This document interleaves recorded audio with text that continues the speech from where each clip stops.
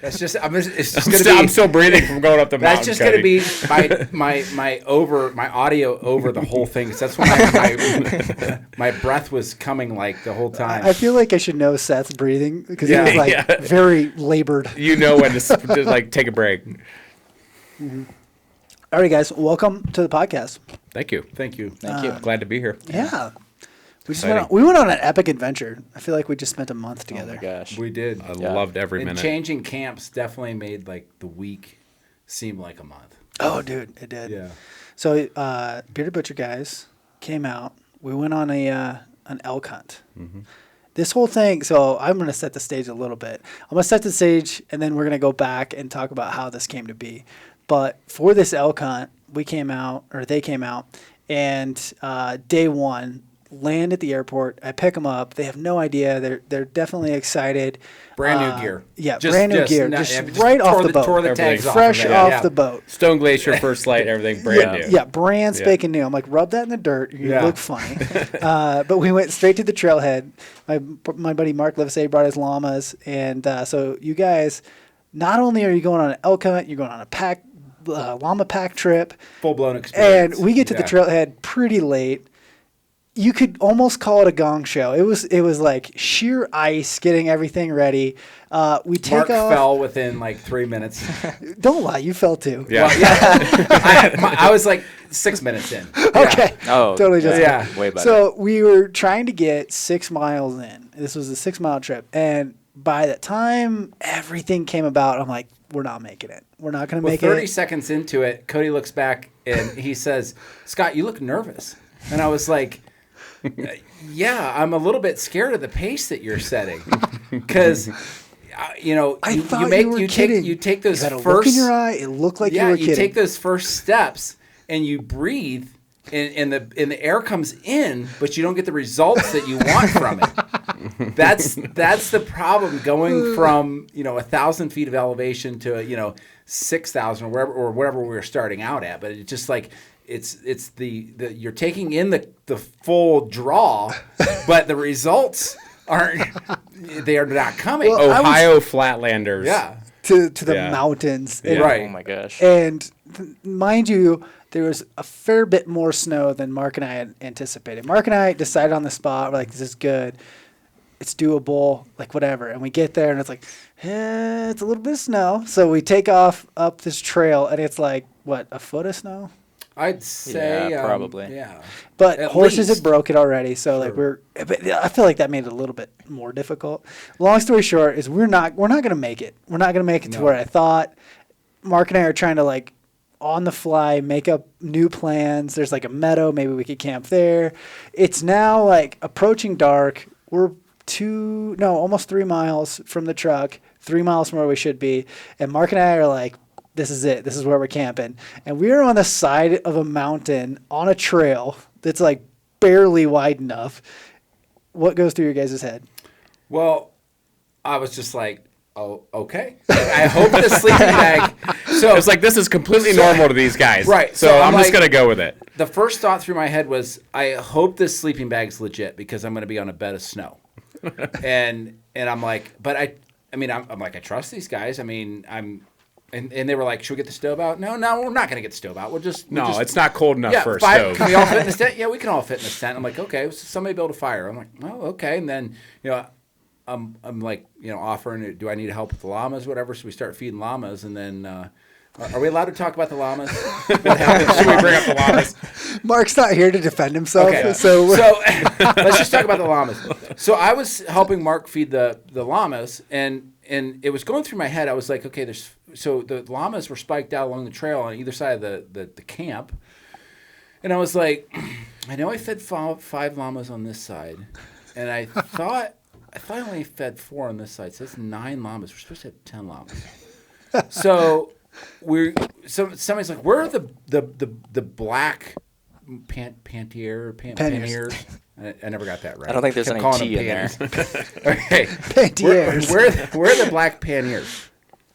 I'm like, okay. Well, those had Spencer and I's stuff in them. I'm like, okay, that's kind of bad, including sleeping bag. You're like, these guys know what they're doing. I'm getting a little bit worried at this point because let's introduce Spencer real quick. Spencer, our camera guy, our nephew. Hello. Yeah, so I was like, that worries me a little bit because we're on snow in my sleeping bag. So it was like kind of up and down the line, and then it was like, we got a loose llama. And it was like, there's no way, because that was like supposed to be in Cody's train, and like that was up ahead. How did a llama make it back through everybody without like a random llama? So like Cody's down the hill calling llama, shaking the pellet. We started looking at videos and photos on our phones, counting llamas. So it became apparent that llama was still back at the trailer. Well, we didn't know that, but it's like how did a llama get loose? And I start walking around, and I'm thinking, maybe there's a slight chance. Maybe we left it tied to the trailer because it was kind of chaos when we left. It was. You have that many people, and it was like we're trying to get going. A bunch of greenhorns and all of our brand new crap. We basically home aloned it. We did. Yeah. We home aloned it. It was. So it became apparent that the llama was back at the trailer. So. No, go ahead. Cody's like. Is there a dog barking? Yes. I heard dog barking. I was like, where's a dog barking? Anyway. Okay. Go ahead. Cody's like, I'll go get the llama. We're like, do we need to go? What's running through my head is like, I'm not walking back to the trailer and then back here again. I'll die. Well, Cody's like, I'll go get the llama. He grabs some food or whatever. I'm like, okay, I guess this is normal. And then, and so Mark starts making our meals. Well, in the meantime, Spencer's like, he's looking kind of peaked or whatever, and he's like, I got to sit down. I'm cold. So, yeah. I'm chilly. I was freezing. So we get a chair out or whatever. It wasn't that cold. It wasn't that cold out. So that's the one thing that should be stated. Even though we had snow, the temperatures were very mild. Mid to upper 30s. Yeah. So he sits down by the fire. Mark starts making some meals, and we're all kind of hanging out there, and all of a sudden Spencer gets sick. And he's over ralphing beside the trail. Yeah. So I'm like, oh, this is not good. So Mark knows what to do. He's like, he's got altitude sickness or he's dehydrated, combination of both, whatever, all these changes.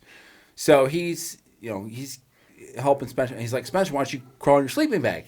Spencer's like, it's on the llama back in the trailer. All of my sleeping stuff is on the llama. Yeah, all of it.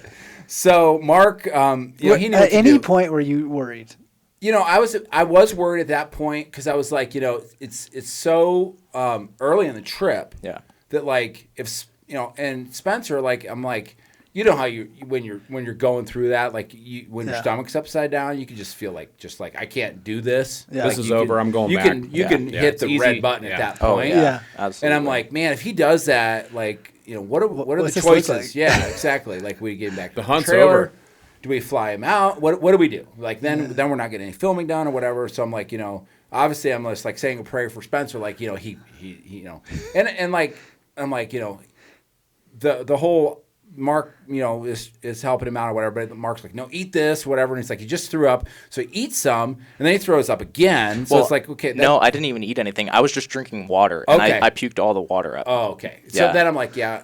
This is going from yellow to red, and then Mark kindly gets a bed set up for Spencer in the tent, and Spencer crawls in there, and it was kind of nice because like no offense Spencer, but like once he was like out of sight out of mind, it was like okay we were able to eat our food. It was really disparaging without Spencer throwing up in the background. Your 19-year-old nephew that you drugged from Ohio, just ralphing in the snow right beside you. It's like dark and all this stuff, but anyway. Little did we know that was the easiest climb of the trip. Yeah, we didn't know. Those first 3 miles, even though there was snow, were the slowest elevation raise that we went, the gain that we went through. But anyway, once he got in the tent, things, it was like, okay, fire, things are good. Like, just wait on Cody or whatever. But yeah, it was definitely like at that point, it was like, and I think Spencer even said, he's like, I'm not sure if this can get much worse. And I was thinking to myself, I'm not sure it can either because lost or forgotten llama, one guy's sick, and you're spiked right in the middle of a trail. We're not where we're supposed to be. Yeah, like all these things. No, I will say, we were talking about this a little bit during the trip, but it's like you guys went through such a true elk hunt, like in all the fashions of changes, on the fly decisions, moving camp, like all these things that happened, I feel like are very, very realistic. And frankly, I'm glad it went that way because, like,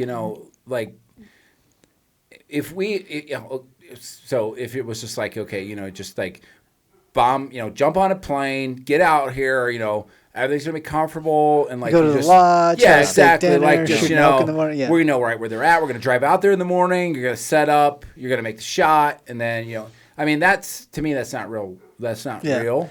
And this that's is not a good. This was hunting. Yeah, that's not a good example. Core. Like if you're trying to like tell somebody, like, so for guys like us, like being deer hunters from Ohio, it's like you're just gonna have your random stuff like you've gathered over the years, and coats and hats and whatever. And like if you get cold, like you can just walk back to the truck or whatever. Put something else on. Yeah, or just 20, 30 minutes from anything. Like if you go to your cabin, like it's not whatever. But like if you're just gonna be brand new and you're gonna start out, like it's better I think to experience it this way because you need to know like because as it progressed, and I don't want to get into that now, but like you start to realize like the important, like the things that you have to your systems. So it's like you kind of start to create systems at work. Yeah.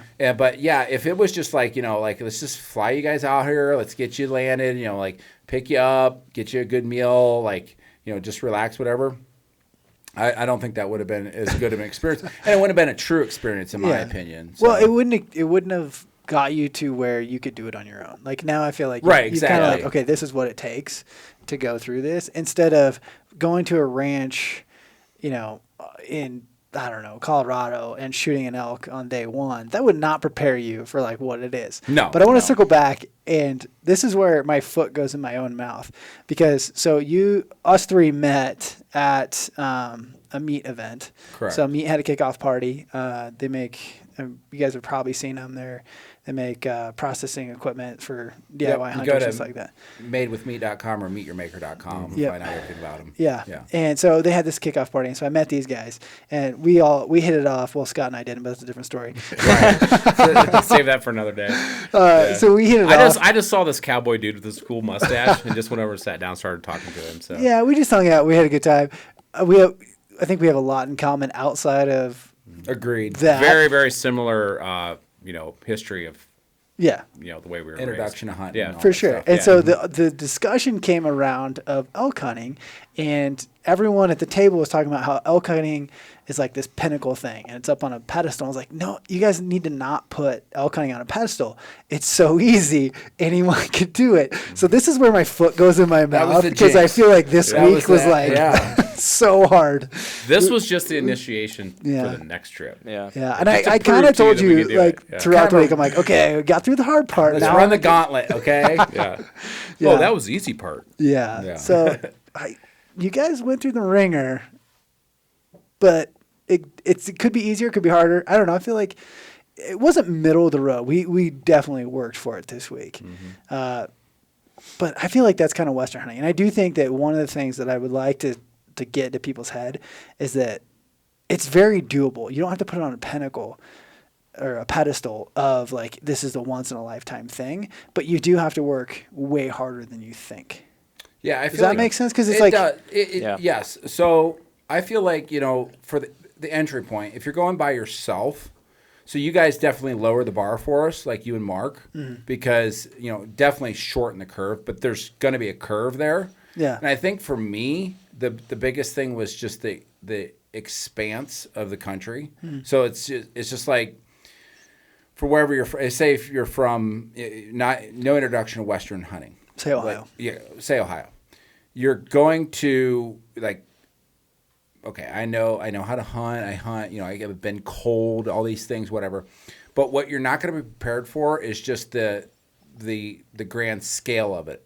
So if it's like, if you're used to hiking, half hour from the truck, times that by, at least 5. So you're talking 3 hours. Yeah. And for me, like the one thing that was like at first, because we in snow camp we didn't see any elk. Yeah. And it was like Mark and Cody made the decision. We're gonna move. Yep. So I'm like, okay, cool with this. It's not a big deal. and then when we got to the new camp, like Mark and I saw it. Well, Mark saw it, the elk, instantly. Like we had just barely sat down and started glassing. But it was literally coming over the top of a mountain 3 miles away. Like I'm thinking you weren't like, looking 3 miles. No, I mean, and then the other thing that was so remarkable to me is that if you, I think it was noon or something like that. And this was kind of like one of those things where it just kind of dawned on me at the moment that if you see an elk like that 3 miles away at noon, you're going to get on it. Like you're going to cross all of that. Like that just, it would never even enter my mind. So I think that's just one of those things where it's like, hunting with you guys, it definitely like opened you up instantly to knowing what it takes to get, because you can get in there. Like I think like with the trailheads and things like that, like you can sit at home, you can do all the research, you can get the trailheads, you can get the trails, you can do whatever, and you can get yourself there. Yeah. But like to just know that it's going to take way more. Like if you see, like when you guys talk about like camping on a bowl, like just doing whatever, that's what was kind of remarkable to me. And that's one of the things that like, coming from the East, it's like, I wouldn't even think about going 2 miles, and like you did that one day, Cody, where you're like, and you didn't even see anything. Cody like, I know there's elk over there. I'm going to go hunt over there. Well, like, we were at Hail Mary phase, and like we were, but like that's such a wild, and like just that piece of knowledge may change your hunting experience in the future because you're like, okay, I know that I need to be keyed up to do that if that's the case versus like, I'm just going to sit here and watch them because that's not a thing. Well, you have to see him first. Cody was so good at it. Just that's the other thing. He'd pull up his Mavens and just be like. I was thinking like you're just going to see this animal, but no, it's a dot. Yeah, and like, Cody's like elk. There's elk. Let's go. And, well, like the first time I'm like, there's elk. I'm like, oh, there's another one. It says like Where? And like I don't think he was looking at the right mountain because there was like a hill, and he's like looking at the hill. He's like, I don't see it. I see a rock. The thing about Montana is there are mountains upon mountains upon mountains between you and the mountain that you're trying to get to. Like anything between you and the peak. We would call a mountain, but I feel like for you guys, it's just like a knob. Let's go to that knob. It's like walking. It's like walking to the next county for us. Yeah. It was pretty funny. So we went to first spot. There wasn't much elk. We should tell the water story. That's kind of funny. Oh yes, so the water. The water is interesting. I feel like I'm still trying to decipher if this was like if there were like levels that we had to check off to like just like okay, we're gonna test him here. This was the initiation process. Check. I'm convinced. Now we're gonna test him here. Yeah. Check. Yeah. Let's see. Okay, they're still with us. Like I'm not sure. So I'm still trying to it started decipher out that. as like okay, I want to go to this spot. It was 6 miles in. And the irony of this is like Mark is the best e-scouter I know by a long shot. And I had picked this spot out. And when I told Mark where we were going, Mark hadn't planned on going with us. I was going to use his llamas. And then he kind of hemmed and hawed. And I was like, Mark, you should come with us. It'll be fun. And he's like, no, I don't want to go on your guys' hunt. Blah, blah. I'm like, Mark, come. Mark was great. Oh, his stories alone. Oh my goodness. I love that guy. Yeah. I know. I wish he was on the podcast, but he had to get home before we had a storm coming in. So he wanted to get the llamas home with the horse trailer before the snow came. But anyway, so when I told him where I was going, he's like, oh, I've been looking at that spot, blah, blah, blah. And I'm like, that was like confirmation in my head that I was doing it right. I'm like, yes, this is the right spot. And we get there, and when we crested the top to go into this basin, I just had this feeling like, let's take a look first. Like, let's just tie the llamas up. I want to look down in there. I've never been here. And as soon as we did, Mark and I were both like, we shouldn't go there. They're not here. They're not here. Well, it wasn't even that it wasn't huntable as we thought with this level of snow that we had. So it was kind of like, okay, we're going to camp on top. You didn't want to see us cry. That's what it was. A little bit of that. Like that was a partial, bend but not break. Yes, bend but not break. So once we had to camp on top, then it was like, okay, this is a water situation. So anytime you camp away from running water, pond, whether it's open water or a creek or whatever, now it's like we're cooking snow.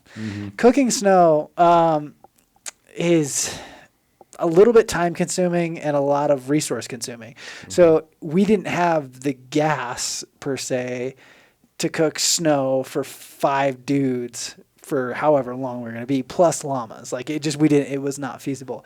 So we're like, okay, let's cook it on fire. And as soon as we left, smoked water. smoked water. So as soon as we left that morning, I was like, Mark, you know what we forgot? We forgot anything to cook water on. And I was like, but we do have a frying pan.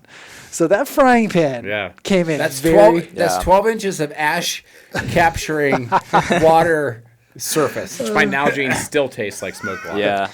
You know, I think we could bottle it and sell it. Yeah, I think it's it's the next vitamin an water. experience. You know, I'm thinking about putting my Bearded Butcher camper mug on eBay and like donating to charity whatever proceeds it gets because it has a little bit of everything. Yeah, it's got this fire water, which I actually asked Mark. I told Spencer, I was like, we were up on the mountain this morning. I was like, I'm getting a hint of so after we moved camps, I'm getting ahead of ourselves. But then it was we had water. We were getting in a bucket out of the creek, or whatever, and using the steri pen. But anyway, I was like, I wonder if Mark's using the same bucket to water the llamas as we're dipping our water out of. And I was like, it kind of tastes like llama. Which he convinced me that he wasn't, but I'm not sure. I think we might have went from smoked campfire water to llama drool water. So before Scott said anything about the llama water to me, I was like drinking it. I was like, this has a funny taste to it. I'm not sure what it is. I will say you guys were troopers. You guys were troopers because I was like, I took a drink, the first firewater, smoke. Firewater sounds like it's got alcohol. Yeah, right. Smoke water. It is like the smokiest water. And I took one drink. I was like, oh, God. Like, there's no way these guys are going to drink this. We lived on it for 2 days. Yeah, for 2 days we drank that crap. And then, all the way down the mountain, I was like, I don't want to take a drink. Wait. Yeah, I'll just wait. You just kept eating snow. Yeah, I did.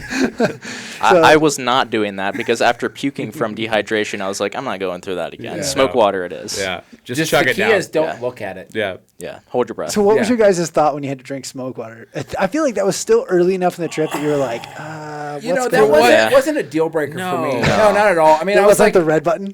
No. For what we've gone through in our lives, no. I mean, it was fine. Like, it was fine. I might put some water or some snow on a campfire this winter and just to relive it. Yeah. Okay. It wasn't. No, it wasn't bad. It was not good, but it wasn't. I was just happy to have water. The IV straws, the hydration straws that we had, those helped because it had like a little bit of lemon flavor, so it was like lemon smoke. Yeah. Good. Yeah. So we ran into 0.0 elk up there. Didn't see an elk. Mountain Two goats. Yep. Yeah. Mountain goats came into camp. Mm-hmm. That's how high we were. Yeah, we were up there. Yeah.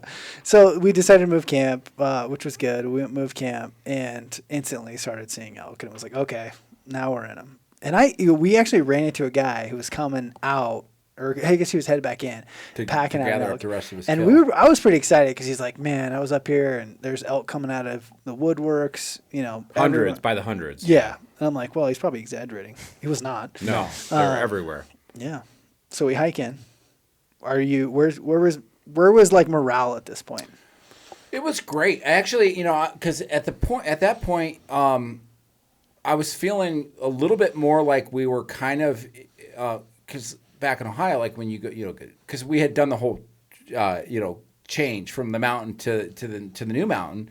So it's like, you're in the truck and like, everything's like, but that night we had camped at the trailhead and like, I was feeling pretty good because it was like, whole change of scenery and everything like that. Yeah. Like no snow. Yeah. And the weather was, warmed up a lot. It was warm. So like you had that, it was actually really hot getting up the mountain. But like, yeah, seeing the guy coming in to recover the remainder of his elk was very exciting because it's like, somebody's got to kill here. Like, like there's elk and whatever.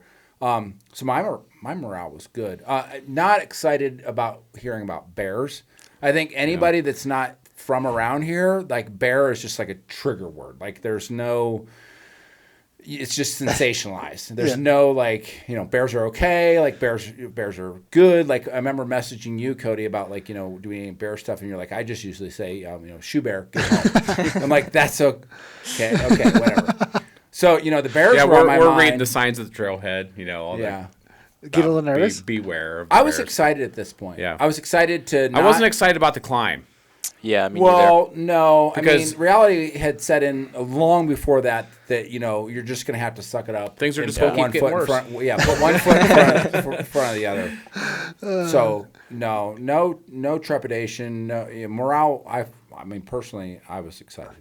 I felt like morale was high. I was a little frustrated because like we had not gotten into elk. We had to move camps.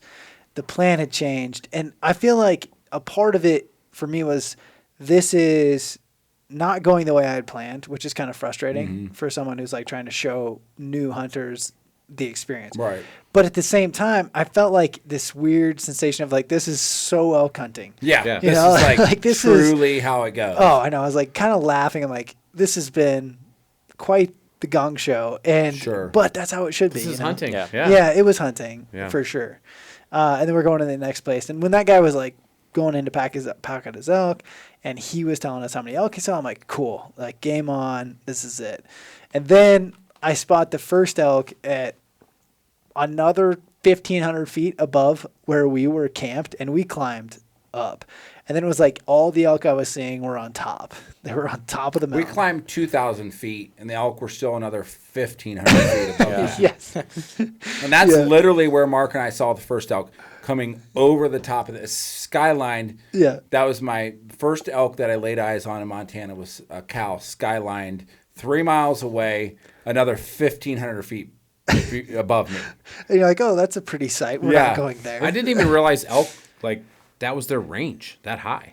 Figured that was Oh, just yeah. for, like, goats. Oh, no. Well, a lot of that's weather. So the Yes. weather was unseasonably Right. warm. And Which that's is the one ironic 'cause we variable were- that you cannot, You with can't hunting, control. you Yeah. cannot control. Yeah. Yeah, That's our, it. our hunt's planned. Flights Yeah. are booked. Yeah. And that We're was the coming tough part. regardless. Is like, if when I say Montana residents like to hunt like the third storm or whatever, like people will wait till they get pushed down a certain amount. So even a lot of hunts, even I will say, okay, here's my date range.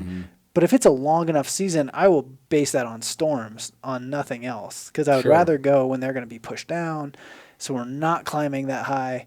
All these things that don't get factored in when it's like, Right. here's the dates, hard, Yep. fast, that's it. So it was kind of like, oh boy, they're going to be at the top. And it was funny because the first camp was too high, and then the Right. second camp, all Too the elk high, were too much snow. The second camp was way too hot. yeah, too Not yeah. enough snow, Yeah, and the elk were too high, ironically. But we the had a good cows time. were there, but the bulls weren't. Yeah, long and short of it is we saw a bajillion cows and spikes.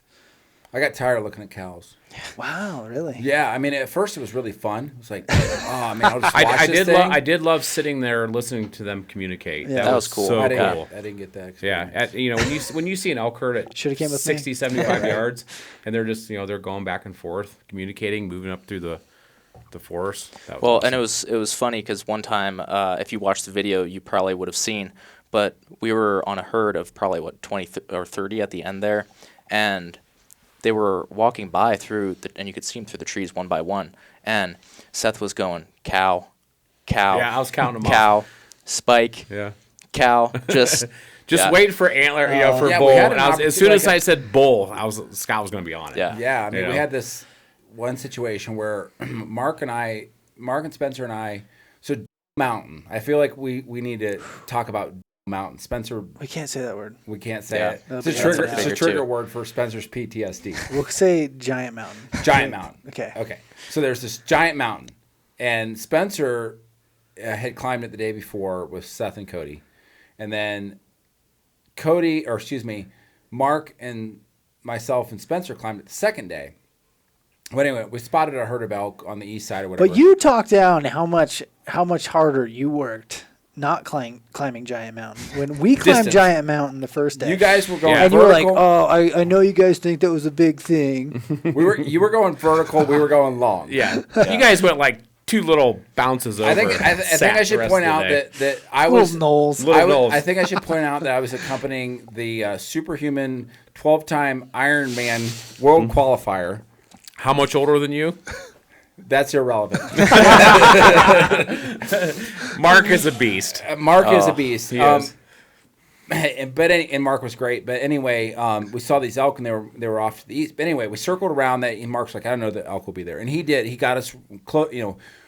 because I had said, well, I want to go up on this rock and like I know they're down there or whatever. And he's like, no, they're going to feed down. You're downplaying that. I didn't want to go down the mountain. That's what it was. You cried like a little baby. I was like, we're going to go down this mountain. We had made it to the top of the mountain. I'm like, I'm not setting 1 foot further down the mountain until I figure out if we're not coming back up. So I'm like, I'll just stay up here till dark, and then I'll just go down there. Because did I ever tell you I was not going to go up the mountain? No, never. Scott was like, let's do this, Cody. As soon as we start talking about going down and then back up, he's like, whoa. The only thing I ever said was I may need a break. We should interject, which Spencer and Seth both and Cody climbed that mountain twice, back-to-back days. The giant mountain twice. The giant mountain. To the top. Thank you. Point made. But Mark, so yes, I was like, I'm not going, and I'm like, if we were side hilling, I was like, I'm going to stay 10 yards above them. Just in the rare chance that they decided to come back up, because that way I'm not going one. So anyway, and we should talk a little bit about like just fitness levels and everything like that. My feet are tingling just thinking about giant mountains. Yeah, because just that repetition is what. If not to interrupt you, but if anybody from the Midwest is preparing to come out here and do something like we did, and you've prepped for it and you think you're prepping for it. You're probably not, a little bit. You are. I feel like you guys ready. prepped. No way. I feel like we did, and the thing is, like you can't. I think we hit the 6 miles with the 80-pound packs and stuff, but it just wasn't. Since to you're this not level. the two things you you're not have doing to is be ready. you're not at elevation and you're not gaining elevation. Yeah. So like if you're starting at 5,000 and you're going to 8,500. That's you're not going to find that anywhere in the eastern United States. I mean, maybe like the Appalachians or something like that, but like that's the thing that was like. And I felt like my lungs and my legs were like elevators like passing each other. So as my lungs were coming, because it did happen, I felt like after like 3 days it was starting to catch up. Like it was like the wind was wind was coming, but like the legs were past, like the other elevator was passing, like the legs were going down, and my feet were getting sore. So then like lactic acid was like building up in my legs. They're just like blowing up, take, whatever, 20 yards up the mountain, and like your legs are just on fire. So anyway. If you could go back, like not to interrupt, but if you could go back 3 months ago, what advice would you give yourself? Maybe even 6 months ago. I don't know when we started planning this. So I don't think we could have done much different. Other than training, to hit more. You definitely can't carry extra weight like by being overweight in the mountains. I don't think that's going to do you any good at all. The thing I probably would have done is just, and Mark suggested this, was just find a Stairmaster, put the pack on, because those knees are going to be going one over the other repetitively. And that's the thing that like, I mean, you're either going downhill or uphill. There's really no. I mean, there on the rare occasion or side hill. The only level spot we had was camp. Yeah. Everything you're else just was not going to level out hardly ever. Yeah. And like, so yeah, I think the only thing I would have probably done different was just like get on some stairs, because that's probably the closest thing that you could do to getting. On average, Cody, during elk season, how many miles a day do you walk? So. Kept track this year. 15's a high day. I had multiple days in the 15 range. I would say 12 to let's say 11 to 14-ish. So think about this, guys.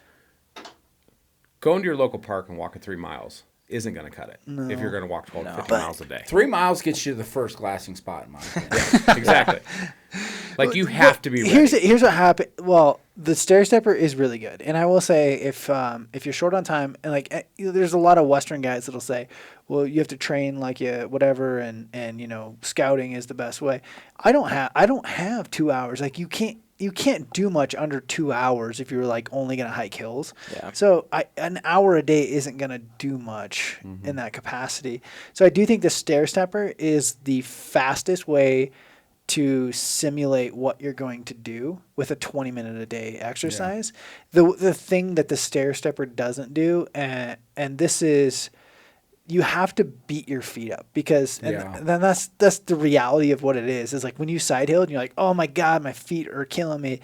It's because when's the last time your feet side hilled? Yeah. Never. Yeah. Yeah. Which to interject Spencer, so like there is kind of the entry point too, because like we're all three about the same size, bigger guys or whatever, so you're gonna be able to handle your pack and do all that stuff. Yeah, the pack's not the problem. No, but a guy like Spencer, he's 19 years old, his frame's filling out or whatever, but he does CrossFit. So like Mark had pointed this out too. It's like it's not a bad way because like you're also gonna have the mental side of it too, right? Yep. So like you're gonna want to find like, and Spencer maybe wants to interject a little bit of this, but like you're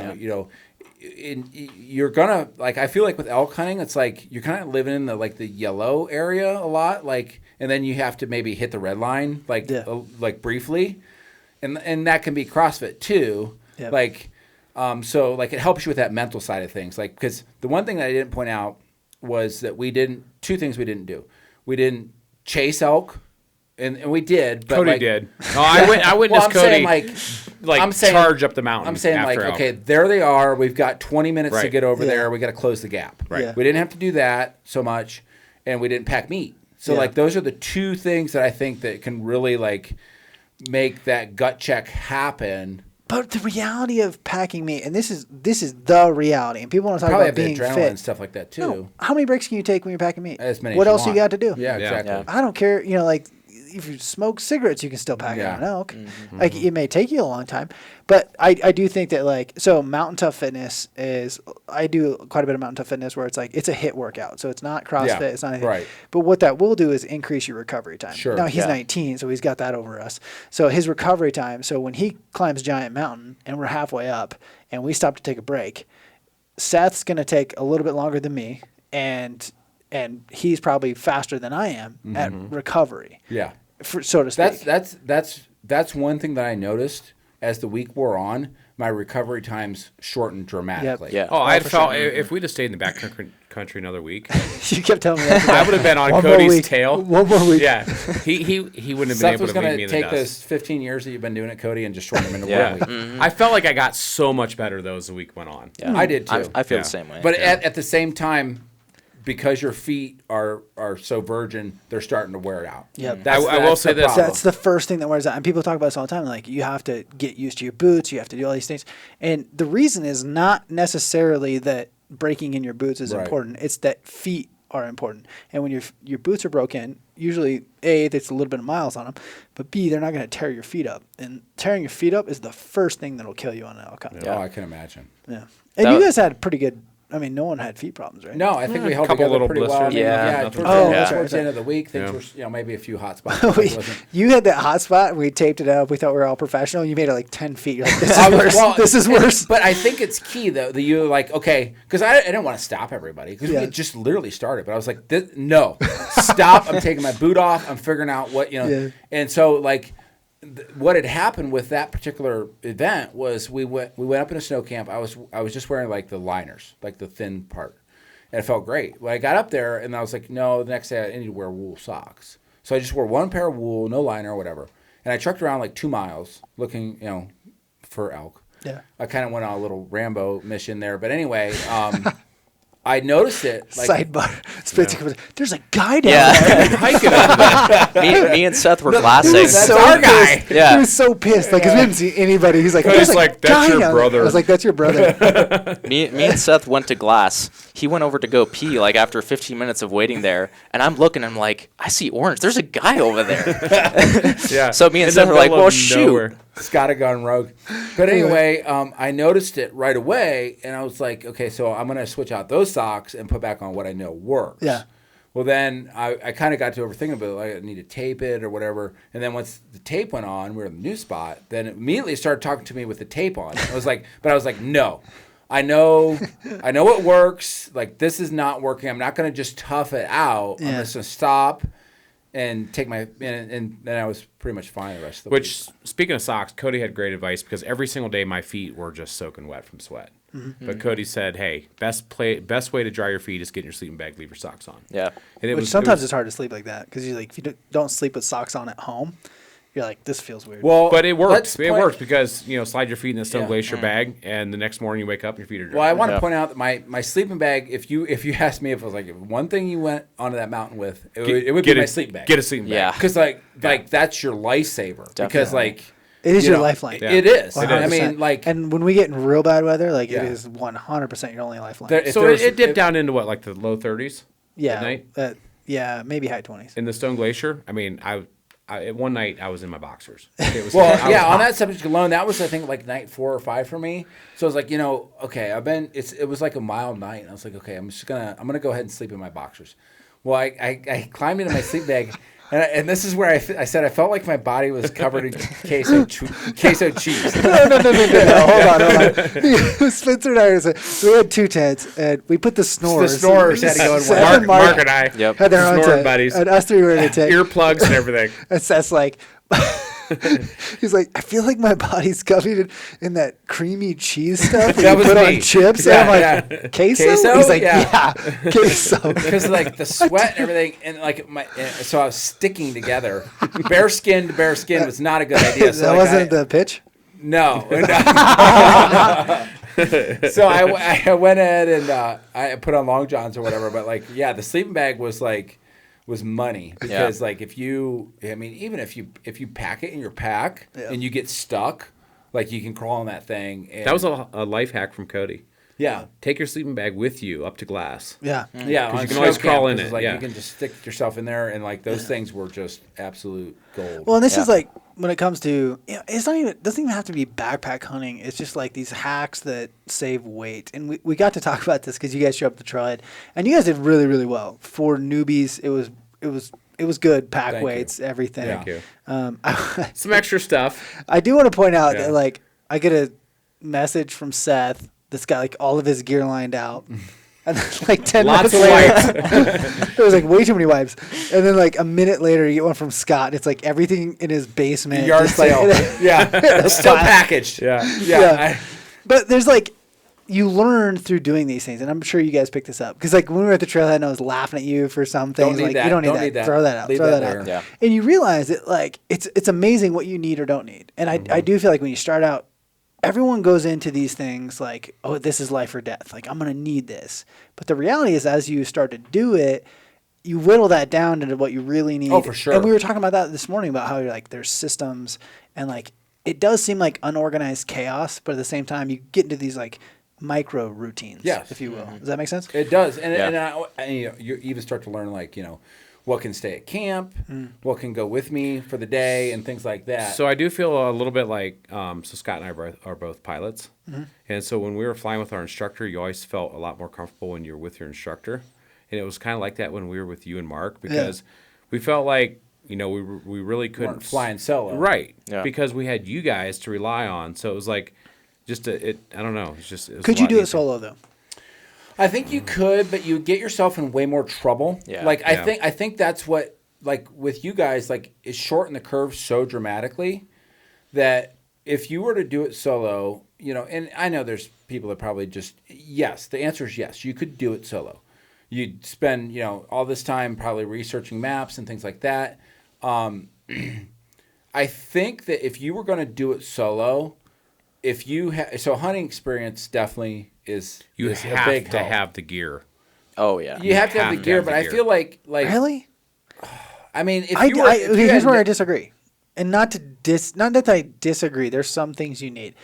Forever I've said buy tags, not gear, and what I mean by that is not that like gear isn't not important. It's that you should buy experiences and not gear. But I feel like for most people, now maybe it's different, and maybe I'm dead wrong on this. Correct me, but. For the most part, the gear you have would work. the only thing I Not the think gear we grew up well, with. here, yes, Yeah. here, It here's what never I would would've like. worked, Cody. Here's No. what I'd like to interject. Split the country in half, okay? Okay. So you're from Oregon. Yeah.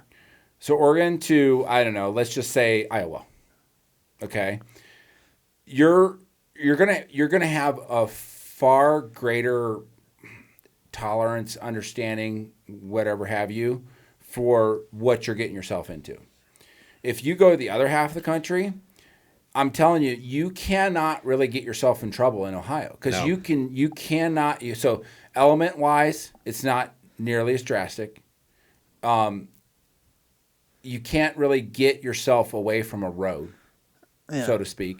So I feel like, yes, if you're a Western guy, you're probably going to be okay. Like like hearing some of your guys' stories, like, I whatever, I spent the night on the mountain. I spent 3 nights. I mean, Mark had some crazy stories about stuff that he had done, That's just not going to happen in the eastern United States. Yeah. No. Maybe in, like I said, an Appalachian mountain range or something like that. But this is where you should correct me, because like I tell a lot of people this, and this goes back to the very first day we met, and I was like, whoa, elk hunting's not that hard. I would, and I realized I would not advise it to an eastern, midwestern, eastern, even if you have hunting experience, you'd better have really good outdoorsy experience, and just in the sense of like even like back country. this week was extreme though.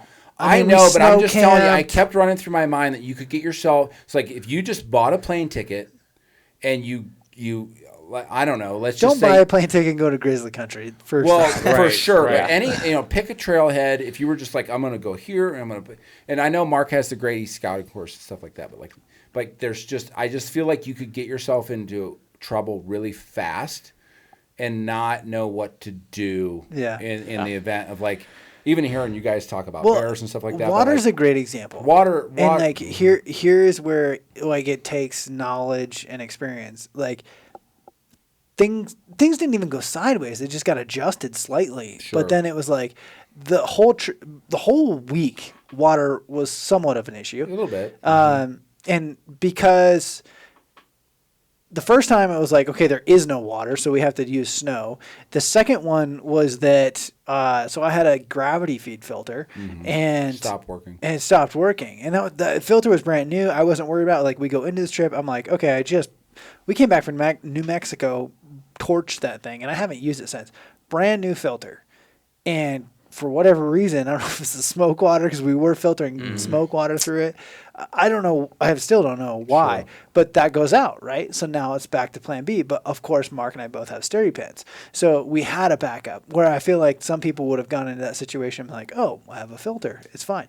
And Mark and I have just been on enough of these. It's like, well, Here's where's what my, we're doing. yeah, here's what Yeah. we're doing. And if we Yeah. didn't have that, we'd have tabs, even though I told you guys to throw Well, your filter. the X down. factor, the X factor might be elevation, because like if you think about Spencer, for example, okay, so he comes out there, and like Seth and I have both been to the West in brief intervals and slept at elevations, things like that for work and whatever. But anyway, Spencer's not. He's never been. I don't know. Have you ever been over 1,000 feet, Spencer, other than an I airplane? highly doubt it. The farthest west I've been is Chicago. Exactly. Like, okay. So think about that. And that's not west. So Spencer hops on a plane, okay, flies out here. Let's just hypothesize he's a solo hunter. He's done all of his homework. He's done all this stuff. Maybe he can't afford a good sleeping bag. Let's just say that. He's got whatever he picked up at Walmart or whatever near him. Yeah. So he flies out here, and the weather looks decent or whatever, and he's gonna get here, and once he get here, everything's gonna be great because he's done all his research and all this stuff. And this is where I'm talking Eastern guys. So he gets here, he gets to the trailhead by whatever means. Let's say he has Uber, who knows? He gets out there, Yeah. drops off. He's gonna go just set the world on fire, or whatever. He's gonna self-film it, do whatever. So he's fit enough. He gets himself 3 miles up and in. Okay. Well, say the same thing happens with all the changes he went through that day. He's sick. He's dehydrated. He doesn't have so there's no water, snow. He can't, say he does build a fire or whatever. Well, I mean, if he didn't have that darn sleeping bag to crawl into, it could have just started. And Mark even talked about this. Usually it's a series of events that Totally. kind of, as they compound things to Yep. the waterfall effect or whatever. So, I mean, I feel like, to just advise somebody that, like, yes, you can do it, like, in the sense of, like, oh, gosh, I don't know. I don't know if you could just, I'm sure there are people that have, but, like, you just, there's things that can go wrong, and I think that, like, just to get on a plane and just bomb out here and just head up into the mountains, probably not the smartest pretty dangerous. thing to do. Yeah. I think I feel like we had a huge advantage with you guys. Oh, I'm yeah. sure we did. Yeah. Yeah.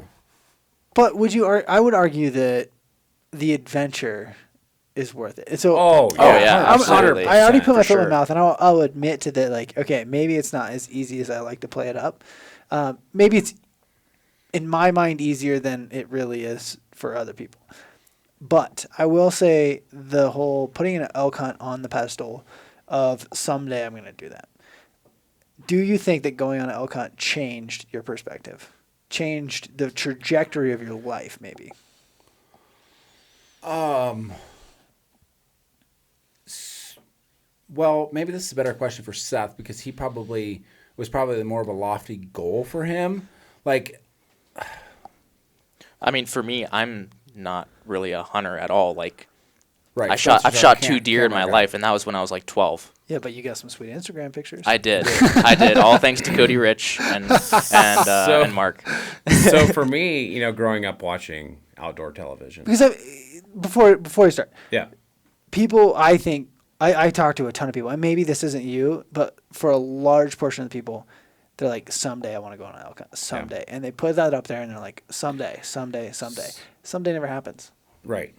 So for sure. And don't let yourself get older because it's not going to get any easier. So for me, this has always been a dream. It was way harder than I could have ever imagined. Doing a backpack llama. I don't think Cody's getting the answers that he expects. No. The answers I get, like I don't care. I think it's so much different if you're adapted to the Western lifestyle. Yeah, but here's the thing: if you watch outdoor television, I don't think that's real elk hunting. No, it's not. No, you're not getting the full experience of it. No, because what we experienced this week was real elk hunting. And so the only so you can glean from every experience you have, or whatever. Yeah. And so, like, let's say the elk is the carrot on a stick.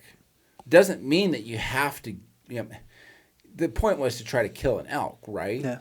And we had some opportunities, but like, so for example, all the way back to my story about Mark we had spotted elk on the east side of the big mountain, and we knew they were there, and I want to stay up in the mountain because, like I said, I didn't want to walk down the mountain.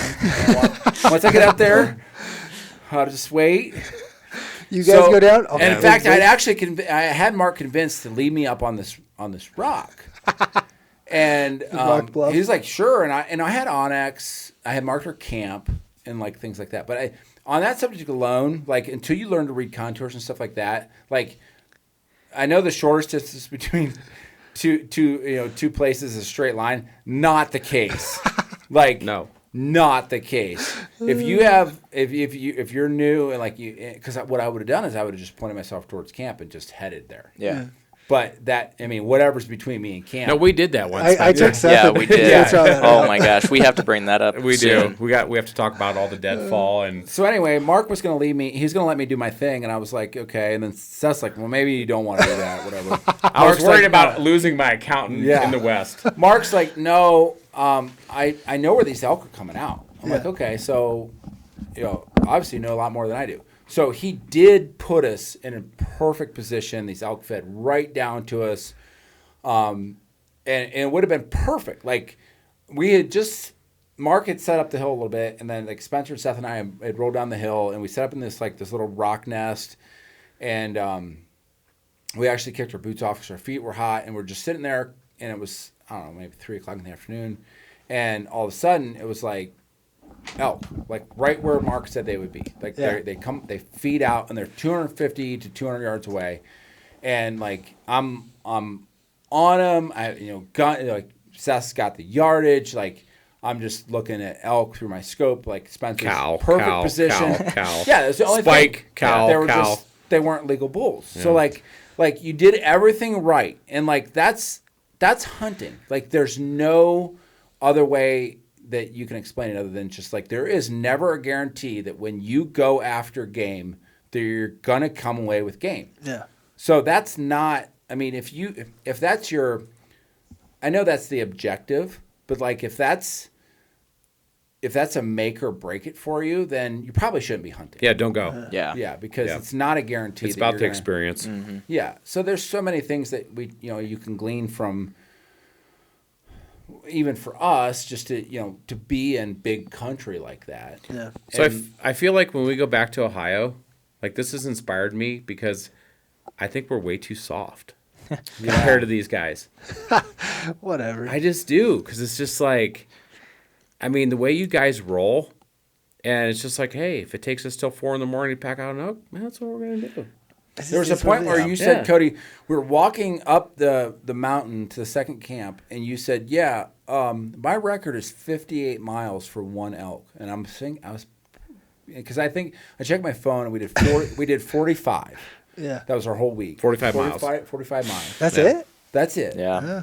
But That's it. Listen to it. I wasn't like that's it. I felt like we did more than 45. But okay, it was 75. I was wrong.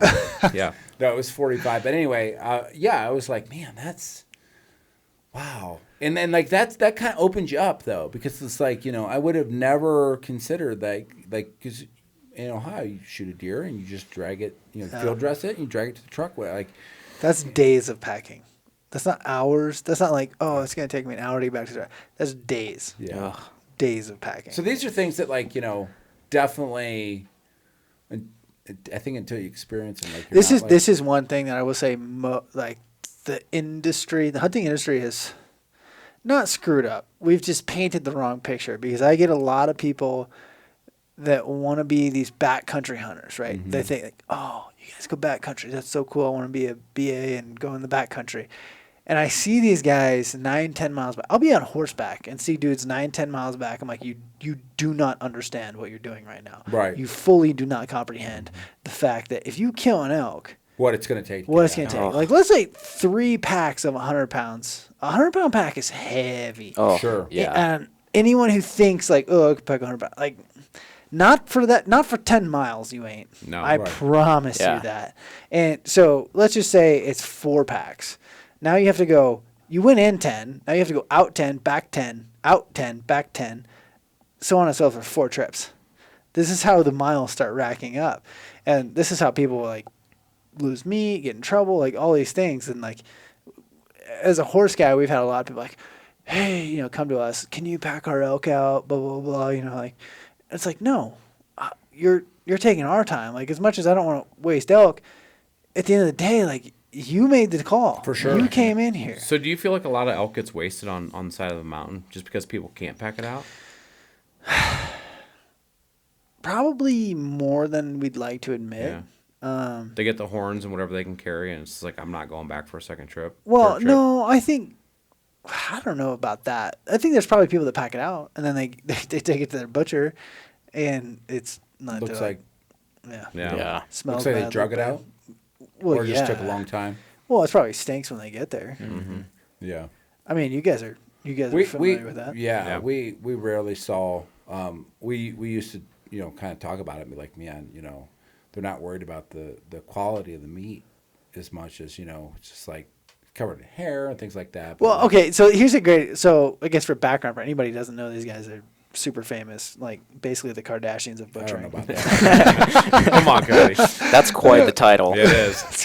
The Kardashians. Can we pick a new one? Nope, stuck with it. How about like the Robertsons of duck hunting or something like that? Yeah. Of butchering. Butchering. Yeah. Or yes. Or Yeah. you've never even killed waterfowl. I just don't know. I don't know if I want to be called a Kardashian. Yeah. Okay. Okay. No Something big deal. else. The butchering side. A lot of people get into hunting because they want to know where their meat comes Sure. from. I do find it not to like rain on your guys' industry, but I do find it funny when people are so worried about where their meat comes from, harvesting their own meat, and then they take it to a butcher. They Lose contact with it. lose Yeah. contact with Yeah. it. They may Is not even get to same meat back. Oh, yeah. Is that a thing? Oh, yeah. Absolutely. That is totally a thing. Really? Oh, Oh, yeah. for sure. Because like, if you were like a giant deer processing facility, could you tell every single deer that came through and who it went to? And There's some that do. Yeah, not all. Sure, and we're not going to badmouth No. those that would. With the fresh products, like okay, so you get a carcass and you're going to break it down. Like, yeah, it's easy enough to like pack the chops and whatever, and even ground meat, and like mark the box or whatever. Like, this is. Jacob's meat. Yeah, exactly. Yeah. But once you get into further added products, like any trebloin, summer sausage, sticks, anything like that, I mean, you're not going to make like Summer 20, sausage 20 for each deer. Yeah, Right. because you're Yeah. just the batch size is going to be too small, things like that. So you're like, at this point, you're just gonna large batch it, and Yeah. and then just cut out. So you'll do a green weight. So like Cody Rich has 20 pounds going in, and then you do the percentage of what his loss is going to be. Yeah. And so you're saying it's going to have 14 pounds coming out. So once you get the batch done, you pull 14 pounds out of it. And that's pretty common. That's why we've tried so hard with our channel to teach people how to do it themselves.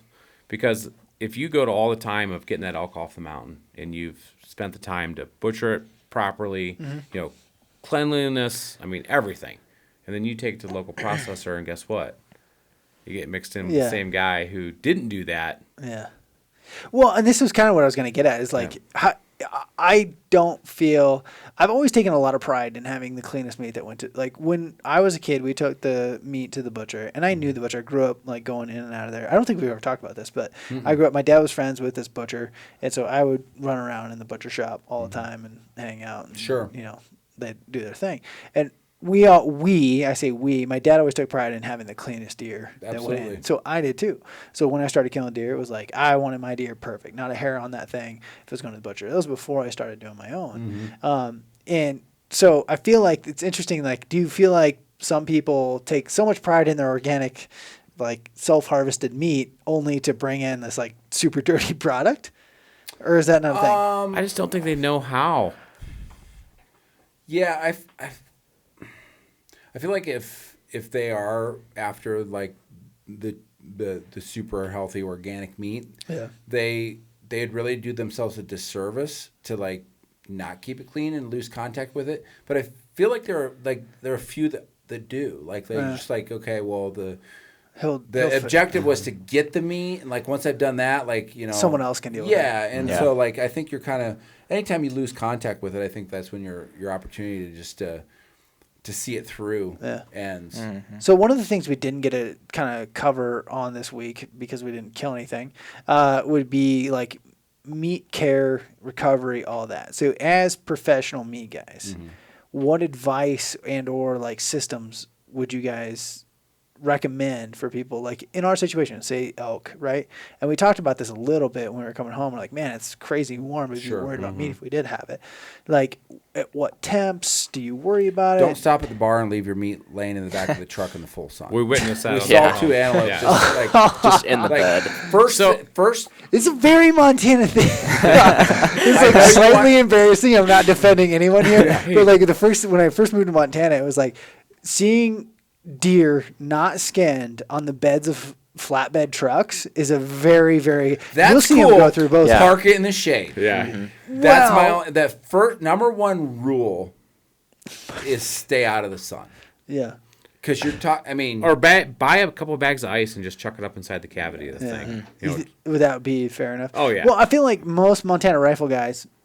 Today, I don't know how hot was it today. 60, it was 64. Yeah, 64. So that's hot. Yeah. So for the most part, I feel like most old school rifle Montana guys would kill their things and it would be like 20 degrees and the thing's frozen before you can get it gutted. So taking the hair off. So there's a theory, and the first time I killed an antelope, it's not in here. I killed an antelope in Montana and the butcher was like, leave this hide on it. Leave the hide on it. And they drop it in the cooler with the hide on it. And in theory, it's so you don't get silver skin. So I don't. This is a very Montana thing. Leave the hide on, let it cool, freeze it up, and then skin it. Is that a thing or no? So you're saying leave the hide on if you're gonna freeze it? I'm saying when I killed an antelope, they dropped it in the cooler with a hide on it. I see it in Montana frequently. Like if you were, like this weekend's gonna storm. I promise you, I'll drive through town and someone's gonna have a deer and elk on a flatbed truck with a hide on it. Covered in snow. Covered in, whatever. I think that's gonna protect the meat from drying fully out. intact. But the thing about like quarters with hide on it, oh man, they're gonna be covered in hair. So this is the other thing we talked about, like, because you guys, backtrack. We found chunks of hide on the mountain, and you guys were like, "What is that about?" And Mark and I deducted that it could be outfitters, because outfitters like to cut quarters off an animal. They'll take the whole animal, but they'll cut the quarters off with the hair on them so they don't get dirty. But they do. But they do, because you get hair. I mean, obviously, like, so there was snow. Yeah. Even though we were that warm, there was snow around or whatever. So like, talking about meat preservation, things like that. Like obviously cooler temp or let's call them locker temperatures. Ideal. Let's say it's 40 to 40 degrees. Like it's perfect. Like meat's not going to freeze. It's not going to get too hot or anything like that. Obviously, those are ideal temps. We would have probably had that opportunity because at night, it's cooling down. You can hang it in the shade. There's a breeze on it, that sort of thing. But like, had we killed meat, my goal was to skin it and quarter it, and like it obviously out of the sun and air movement are going to be two keys to pieces, like. Yeah, so like, and then, start that natural aging process too. So I feel like where camp was, even like in the shade by the pine trees, it would have been, in the 40s all day? At the most. That would have been perfect. Yeah. Just to hang meat. And obviously keeping air circulating around it. There's Today, no bugs or anything like that. Today coming out would have been most And the crucial. full sun would have been a little bit tricky, but like, yeah. I don't think it would have been a problem with the temperatures that we had. But yeah, I mean, to see animals baking in the sun at 64 degrees at the bar. Yeah. At the bar. I mean, just shade. Number one, shade. Yeah. Just like the biggest problem we've seen with wild game over the years is just simply not keeping it. Well, cold. Not only that, but like, okay, so in Ohio, you're gonna field dress every deer that you, well, hopefully, but some don't. Yeah, but the first thing we did deer butchering.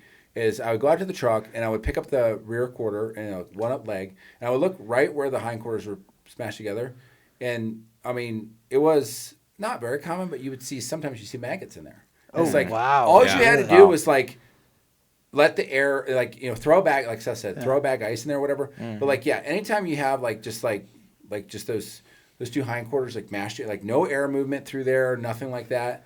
So yeah, I mean just. Shade and air movement are two big keys. The hide on, hide off thing, I mean, I've heard it said both ways. I've heard people that age deer like with the hide on. Well, I think the western states are different. The other thing is humidity. Yeah, because the humidity. So we're much higher humidity, so stuff's not going to dry out as much.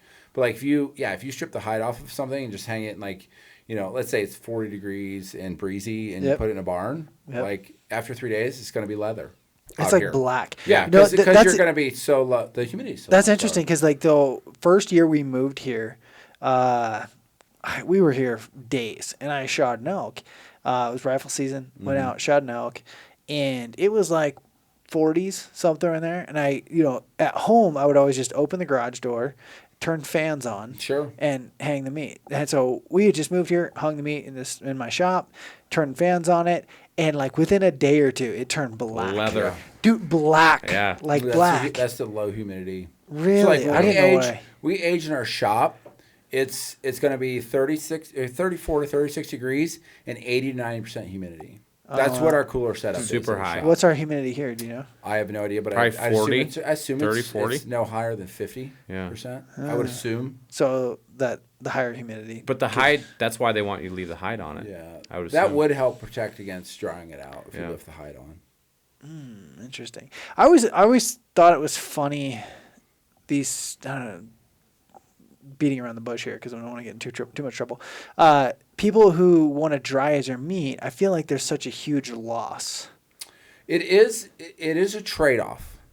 You get the flavor. Yeah. Yeah. So we've done. That seems like you don't think there's any difference, do you? No, it's not that I think there's any difference, but when people talk about Bon appetit, dry aged meat, it's just kind of frou-frou. Yeah. Well, not even that. Like it's like you're gonna go for taste, but you're gonna waste this animal. People get so up in arms about trim loss from the outside of the or from evaporation loss. Trim loss. That won't happen if you have the right environment. Yeah. With high humidity, like there won't Seth. So Seth killed a buck. I don't know how many years ago that was. But 17. Yeah. 17 years ago or in 2017? No, 2017. 2017. We may have killed 3 years 17 years ago. So Cody and I were talking about this walking up and down the mountain about different, eating experiences with, domestic versus wild game, things like that. Go to a restaurant, have a steak, whatever.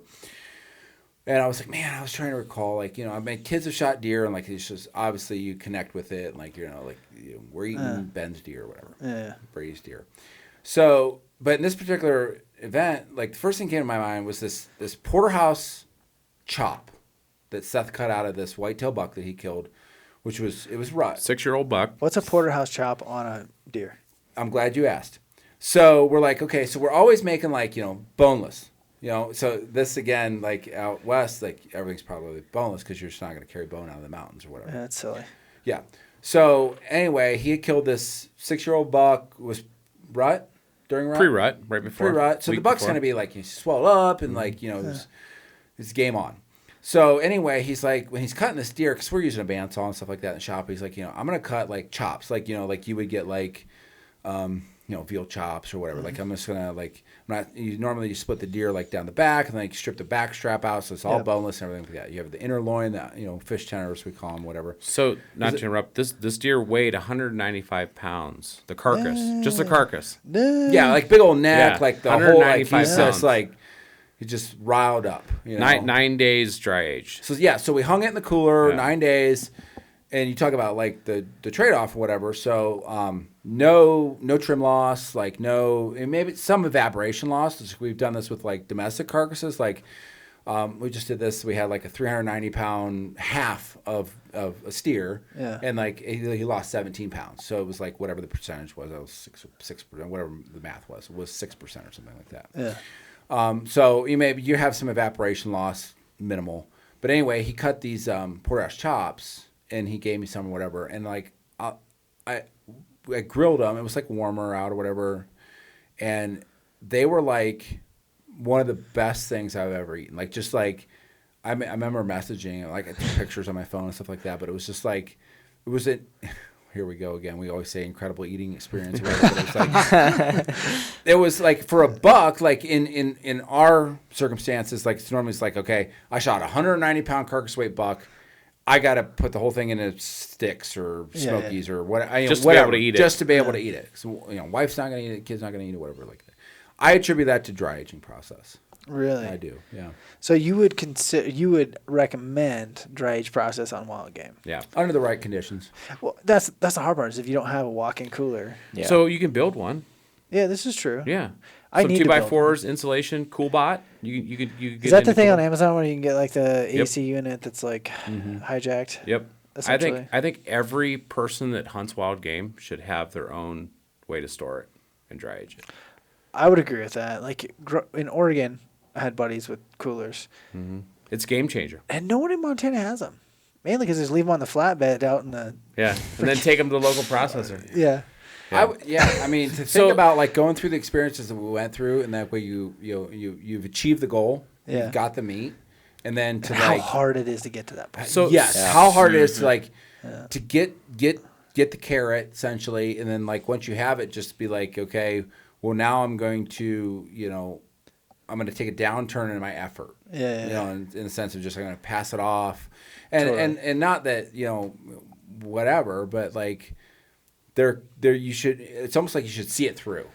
I would agree, and like I process all my own meat. I do all my own sausages and all that, and I take great pride. And they're fantastic. I take great pride in those, and in the fact that it's like I like to know that it went, whatever field to plate, whatever you want to call it. It from like, oh look, hey, try this, and like. And maybe so speaking of that, Cody, ahead. I'm not BSing you here. The bear burgers. Oh man. Let's talk about the bear burgers on the mountain. Yeah. Oh. Bear burgers on the best burgers of my life. Let's talk about the rolled oats. It was a cook, so. Because that. Well, it was thanks. So let's talk about the rolled oats. Okay, that's all new. That's new to us. Okay, let's circle back a touch for everyone who wasn't there. So I just threw in some bear burgers. So we had a bunch of backpacking food and whatnot. I was like, let's throw in some Costco dogs and some burgers, and so I told Kels to grab my wife to grab some meat out of the freezer before we picked you guys up. Mark and I are getting stuff ready, and Kelsey, I think I grabbed 2 things of burger out of the freezer, and it happened to be elk burger and bear burger. Somehow we got one of each, because I think I was like, oh, this one, and then I was like, going to grab a 1 pound. I grabbed a smaller one. Long and short of it, we had these like random elk/bear burgers. They were and so. We put them on the mountain. They were and awesome. I think we. Wow. I accept the compliment and thank you for that, but I also think that we ran you through the ringer and you were deprived of all other things because let's throw this shoe up here. This is fantastic. Yeah, if I give you a leather shoe after that hike, you would have been like, "This is the best leather shoe I've ever had." Well, just as that token, go ahead. we ate bear burgers again at your house. We did have They were bear just burgers. as good. Fantastic. Yeah. So not to discredit your meals though. Your backcountry fuel meals But are everything- amazing. everything too. tastes- Ate 3 in one You night. ate 3 last night. Yeah, I did. we should talk a little bit about that, but like everything tastes better, yes, when you've hiked all day, We and hiked you're all day. cold or whatever. Yeah. But yeah, So all the BS we talk about dry aging, all that stuff, just do whatever you did with the bear. Just keep doing that. So well, it was funny because I would be curious, like how many people do rolled oats. I have done I think my mom did. I don't know. I'm sure I my thought they were grandma fat did it. chunks. And I was like, man, I, didn't I grab did this too, very yeah. well. I was like, whatever. I thought it was bear At poop. this point, I was good with it. I was not asking questions. No. I was just like, Yeah. we're rolling. That bear has. I pull all my bear fat off. Like the key to bear is pulling the bear fat For off. sure. Yeah. It'll ruin your meat faster, but then I re-add pork fat back in. Mm. So it's. I mean, that's not that uncommon. No. Same thing with deer. Yeah. Well, they Yeah. just don't have the fat. Yeah. You wouldn't take deer fat off, but essentially it doesn't have. Unless a you're in lot. the Midwest and they eat a lot of corn. We Oh, get a lot. really? Yeah, we get a lot of back Yeah, fat we on deer. typically remove most or all. Oh, of it. really? Yeah.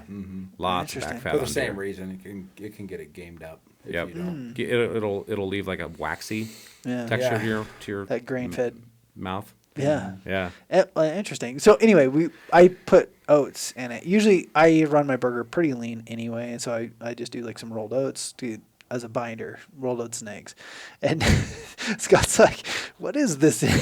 Are there oats in these Yeah. burgers? I was like, "Yeah, you've never heard of that?" That's the first thing I'm gonna do when I get home. I'm gonna mix rolled oats and some They're ground not gonna bites. be I think it's a They're wild not gonna game be thing fair, because yeah. wild game is leaner, doesn't hold together as well. So I've always just used oats Yeah. because I don't make a lot of regular hamburgers. But Love And, it. they were good. and again, Cody, I mean, you have to think about geographically different. Yeah. You know, it's like we carried over some stuff from that you never seen before too. Yeah. Like, so I mean, that's all. So and back to the meat thing, like hunting shows. I think a lot of times, like it's like okay, everything was just leading up to taking that shot, and then you get the animal and like you get your pictures and stuff like that, and then it's like boom, it's over. yeah, So like yeah, it is nice to see or even talk about like just like the follow through, yeah, if you will, because yeah, I mean those and then in this case we're not going to be able to experience this, but like even if when you are going through the summer or whatever, like you're just like, man, I remember everything about this trip as I'm eating this meat and stuff. You know like what's that. funny is you guys always ask me, "What's the story?" We have been, yeah. I want to know, like, I always thought that was what's funny the 'cause, story like, with this bear, you know? Yeah, and like when we were eating it, you're like, "Oh, what's the story?" And then when we walked in the house, and you're like, Well, "Saw that." you mentioned it, Cody, when we're still on the mountain, you and Mark, and you're like, man, maybe it's good for us, like with these guys, to like, because we take it for granted. Yeah. And like that's where you talk about like elk hunting and things like that. Like, I know you're trying to like bring the barrier down, like just lower the bar, and you did that for us, but like this type of experience is. It's on a grand scale for us. Like I know this is commonplace for you guys because like you do this Day in and day out. every year, and like it's like I'm on day 80 of 120 and things like that. Like, but that's just like I mean in the analogy I would have is like that's like a professional athlete versus like somebody that aspires to like Yeah. be You that. get a sample in it. No, and Mark and I talked about that. We were on the mountain, and Mark and I both spent a lot of days. I mean, basically since August 28th, I've been elk hunting.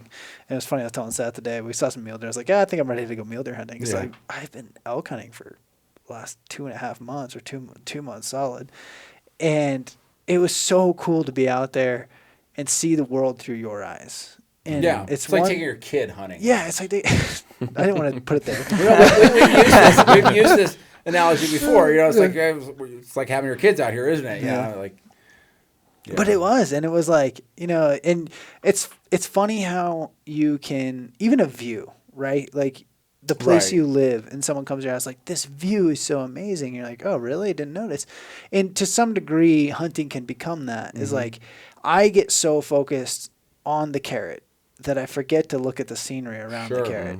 And that's always, it seems to be the case, is like, I'm like so worried about you guys getting that carrot that I'm like, I forget that the encompassing, just the mountains, big giant mountain, and like absolutely. the jokes and And the for us, foo like, bars. yeah, and yeah. At one point, Oh Cody, I my sat there and I gosh. told these guys, I was like, just stop, and Yeah. look at the scenery, and just take it all in. yeah. it's breathtaking. This was one of the hardest things I've ever done. But when we would get to the top of a ridge or a mountain, the giant mountain, and just look and glass like that made it worth it. Oh yeah. Yeah. The first time you went up, Spencer, Big Giant Mountain, like you're like, oh god, we're going up that. I mean, I wasn't too worried because I didn't know what was coming. What about the second time? Second time, I was like, I don't want to do this. Yeah. I think Spencer tried to cop out of Big Giant Mountain twice on the second time, and he's like, I'll go with Scott. Yeah. I'm going to go with Scott. I caught him. And then he ended up Scott's in the not same going to go up place. that mountain. Yeah. Yeah. Oh, hey, Yeah. there's Spencer, Mark, and Scott on top of Giant Mountain. Yeah. But, I mean, you guys made it up there, too, anyway. So, Yeah. either way, I would have gone up. Yeah, we're like right next to you guys. Yeah. It was a blast. You guys It I had was. so It much was fun. awesome. What was your biggest takeaway? I want to individually. Boy, I think for me, it's going to change just the way I go through life. Just thinking about like, I don't know, just slowing things down, and the way you guys approach things, I admire. What do you mean by that? Just, it's almost like it's not that time doesn't matter, but it's like if it takes till 3 or 4 in the morning, oh well, Yeah, tomorrow's a new day. yeah, And for us, we're so programmed that it's like we can't do that because we've got yada yada yada to do. constraints. Yeah, Well, society puts restraints on us, and routine puts restraints on us. Yeah. And I do feel like hunting is a great way to like step out of those. yeah. So I do feel like, for me personally, and I know Scott's the same way, but like for us to have, and this is another big thing, Cody, because I know you have a very supportive wife. We do too, because we talk about the gear and we talk about all that stuff. But if you're in a relationship and you don't have a spouse that supports you in what you love, then you can't enjoy it to the level we did. Yeah, Because we had tons of support coming into this. yeah, Like to the point where it's sure. like, you guys need to go. Like, Yeah. go do this. Pushing us to go do it. So we didn't have that nagging, like, no, you don't do this. So the guilt. While the you're guilt. there is Right, hard right. to For do. sure. Yeah, so that was huge for me. Yeah, so for me, like the experience was like, so I talked about the elk being the carrot, and but it's okay. Like so as the when we were in the as you're in the event, like you're gonna have sucking wind and things like that, like going on. But there's always the anticipation, like is there gonna be an elk around the next corner or things like that. So like. That definitely keeps you going, keeps you motivated.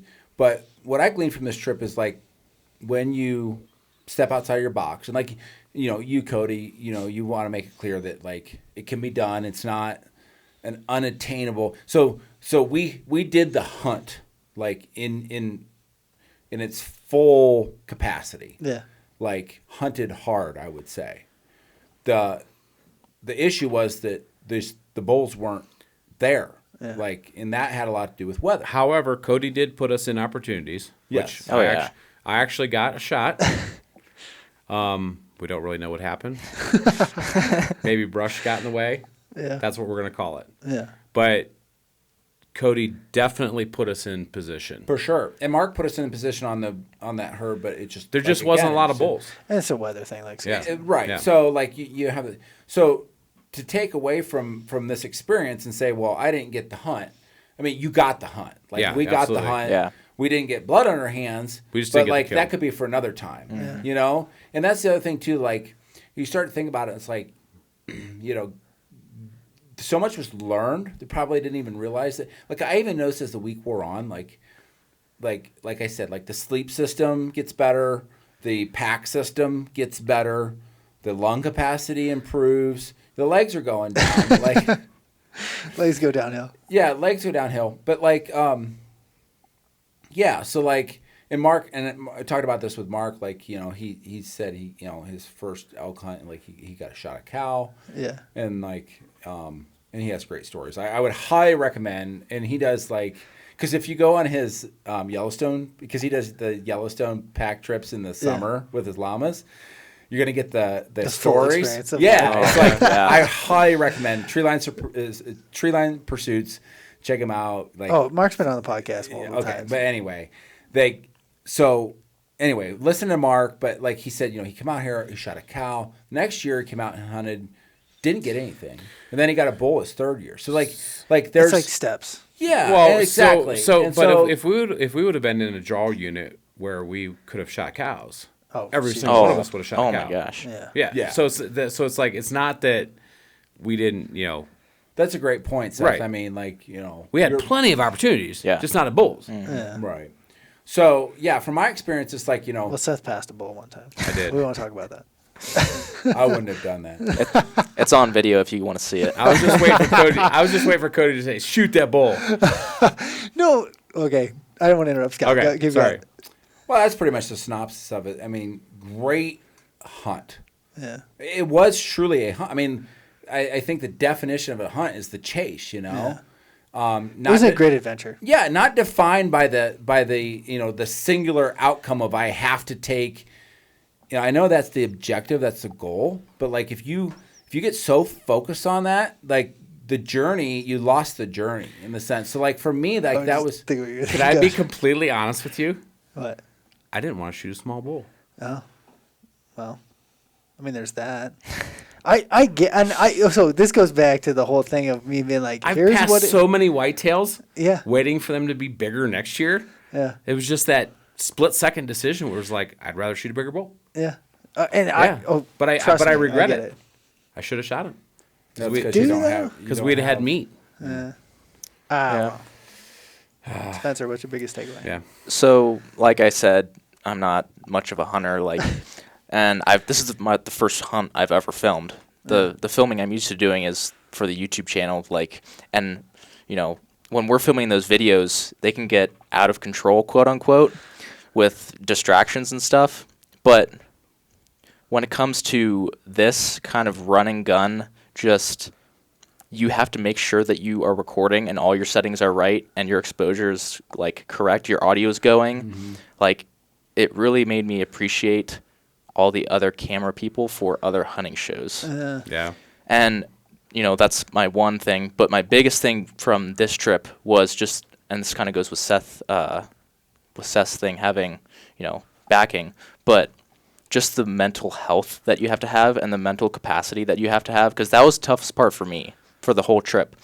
Like, especially that first night after, going through Spencer, I gotta give it to Spencer Spencer. lost He his cookies. kicked, I he told kicked him, I some was like, serious butt. On the way back, we could see the truck and trailer, and I was like, Spencer, I'm proud of you. It's like I was thinking back to that first moment when it was like he could have checked out right then because he's Kid like, hit the lost go home. lost Yeah. my cook. I mean, it couldn't have got for him, but Yeah. go on. He's 19. I mean, that was intense. Yeah. And when we left, our brother Sean, our older brother, who's Spencer's dad, said, "Please take care of him. He's my only son." So it's like I thought of that the whole time, but he kicked butt. Well, see, as I was going through that, as I was puking my guts out, I was thinking, like, if I get through this day, I'm pretty sure the rest of the week is going to go fine. Yeah. And Was that true or false? no, But then you climb Giant yeah. Mountain twice Yeah. after that. which we didn't bring up the going down Giant Mountain in the dark. So Cody, so hold on. enlighten us, please. Okay, so we're gonna end this podcast with a true, like, this is for all my elk hunting people that listen to this podcast. You're gonna enjoy this because I did drag them through every piece of a good elk hunt, minus the pack out, but I did get the cliche shortcut. Yeah. I got the cliche, like, there's no good way to go the way we came. It's not an option to go the way we came. Let's just go over the mountain. And I'm like, Straight man, down to camp. Camp straight down. I knew how this was gonna go. I've been there more times let's than I talk can about count. the fact we were in grizzly country. Oh, we're in Grizz Yeah. country. It is Yeah. very much dark. It's very much past dark. It is not far as a crow would fly to camp, but it is straight down All deadfall. through deadfall, through Snow. timber, Yeah. through snow and timber and deadfall, through holes, through rock slides, everything. And I was like, a part of me was like, I could go back to the ridge, but I just don't feel like it's not what I would do. Like I knew exactly what we were getting ourselves into. I'm like, well, it's a part of elk hunting. These boys are kidding. There was no way I was letting Cody Rich down. It's like, I'm doing it. We're behind you. Oh, we fell. Yeah, we fell. We broke yeah. limbs. Yep. We did everything. I think. Well, everybody came out of this though better than, I mean, at least for me, like better than when I went in. Yeah. Same Yeah. here. Like, And this is one thing I was, and Seth and I talked about this, not to interrupt, but we talked about this a little bit, is how entrepreneurs, it's easy to get singular focus For on sure. like goals and these certain achievements and all these things. And hunting for me has always been this, it's not even an escape. It's just like this alternate route Yeah. of clarity. And, Absolutely. And I really think like driven people, and you're seeing this more and more, driven people are getting into archery hunting and hunting in general, but I don't know that it matters whether it's archery or rifle, but I do feel like these adventures are really, really good clarity for very driven entrepreneurs. Absolutely. Agreed. Would you agree? I Yeah. would 100% agree. So And then- the prize may not even be coming off the mountain with an elk. Yeah. It could Right. it could be the conversation not- we had about entrepreneurship. Oh, that's yeah. the thing. Yeah, we're like, gonna glean from each other and learn something that Totally. who knows. absolutely. In a place where, okay, so here's a great example. Like the three of us, yeah, we've, met at an event and BS about entrepreneurship, but how well do we know each other through this experience versus Yeah. the previous experience? And how much do we sit here and talk about business and ideas and direction and like, man, just getting, and this is how Mark and I became friends. Like, Yeah. and I have told you guys before, I was like, man, Mark and I have stayed up some late nights just BSing about business and ideas and direction and these things. And like being on the mountain, to me, gives like this certain clarity, and I What see strips that. everything else away. Yeah, take everything No away. There's distractions. No Yeah. distractions. Yeah. So it's just it's an adventure meets retreat. As cheesy as sure. that sounds. I'm No, I excited about the future. I Yeah? am. Yeah. Good. I mean, so much could come out of this. Well, see, here's another thing Lifelong that friendship, A bear hunt. a bear hunt, Yeah. bear burgers. Can't Bear stop thinking burgers. about those.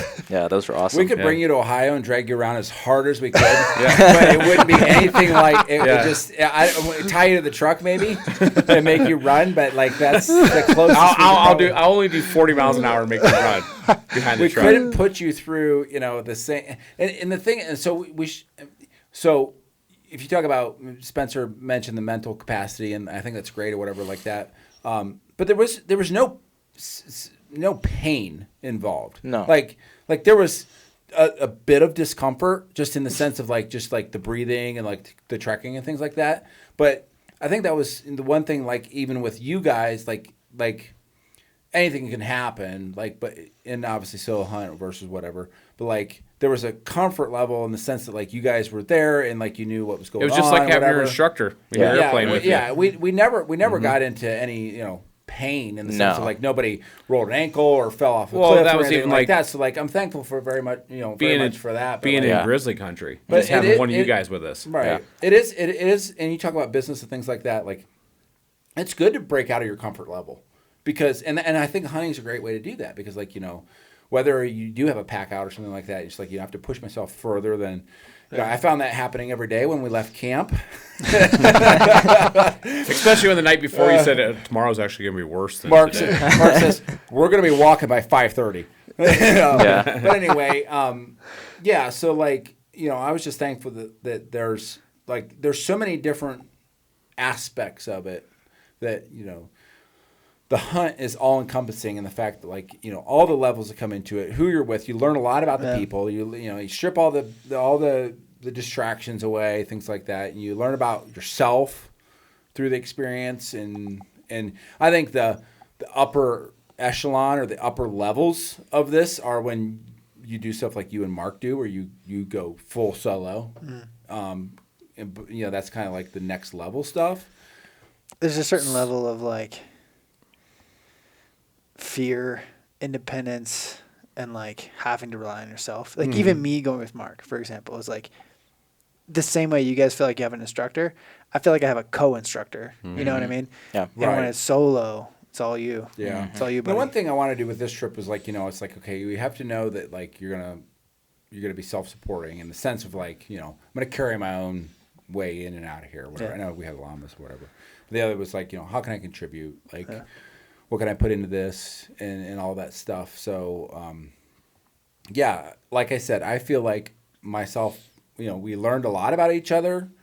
And we learned we were more similar in ways that we didn't know. Yeah. But you also, you just come out better than when you started in. Oh, yeah. Physically and mentally. And another thing that you can take away from this, and I mentioned this to both Seth and Scott, even though we didn't get an elk, we have the content. And maybe that's the cameraman coming out of me. But, and obviously for the people listening to this, unless you're filming it, you won't get the same, takeaway. But the content that we got, just having that video that you guys can look back and watch with your boys when they're 18.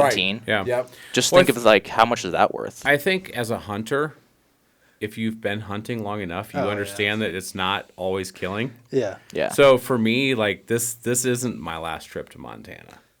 Oh yeah, you're already looking at realestate.com. Right. So this is just the beginning. This was a hunt, and I plan on getting that elk someday. I'm sure Absolutely. You will. I'm sure you will.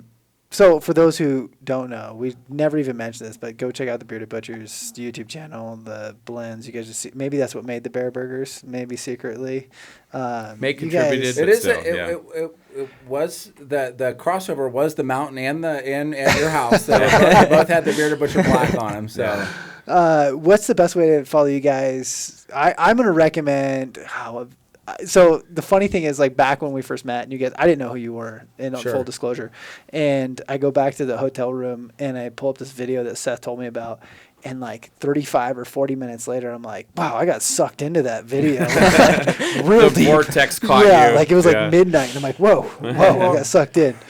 So there's multiple ways to follow us. The YouTube channel, it's kind of a little bit artistry meets craftsmanship, and then you get to hear us talking the whole time. So whether or not you but people will talk about how watching Seth cut meat.